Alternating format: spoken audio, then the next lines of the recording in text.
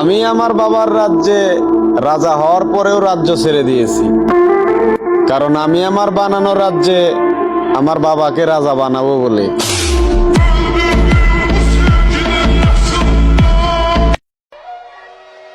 মাস্তান চিনে মাস্তানি করতে আসবেন।